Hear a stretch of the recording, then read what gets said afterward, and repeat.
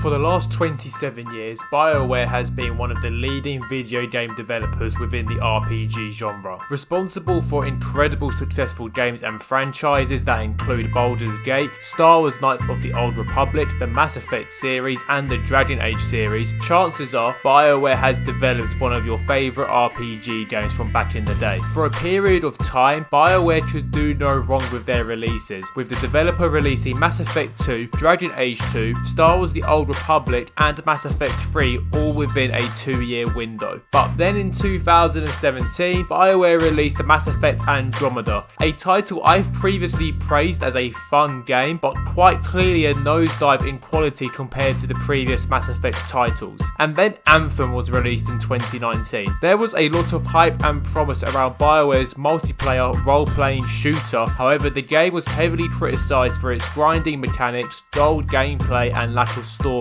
In 2020, BioWare announced they'd be reinventing Anthem in a long-term plan. A year later, they announced that all future development of Anthem would come to a halt. With BioWare dropping 2 games that aren't necessarily duds, but well below the quality of titles they previously released, I couldn't help but wonder, can BioWare get good again? Or are they going to further taint their legacy when the next Mass Effect title and Dragon Age Dreadwolf eventually gets released? Before I begin, over 95% of my viewers currently aren't subscribed. I'd really appreciate it if you took this very moment to quickly subscribe to the channel. Thanks. Anyways, so back in 2019, video game website Kotaku published a pretty extensive piece into the current shit show that was BioWare at the time, and the issues plaguing the development of Anthem. This included the game name being changed from Beyond to Anthem days before the E3 2017 trailer. The game spent years in pre-production, with only the last 18 or so months spent making the game. Departments were understaffed, the leadership teams were all over the place, and staff would go into rooms to cry and break down in, with depression and anxiety rife amongst BioWare. This was a long article which I can't go through entirely in this video, but there is a link to it in the description. It's definitely worth a read. Since this all came out a few years ago, BioWare has since seen Gary McKay come in as a general manager, who originally joined the developer in 2020 as head of development operations. When appointed, McKay stated in a blog post that he wants to rebuild BioWare's reputation and promise the highest quality of games going forward. The company has reportedly taken a lot of steps to ensure its staff aren't struggling, with policies such as full remote working the developer has made official post-pandemic. Under his watch so far, only Mass Effect Legendary Edition has been released, to much praise from critics and fans alike. That also includes me, with the game responsible for my Mass Effect addiction now. I've covered in the previous video,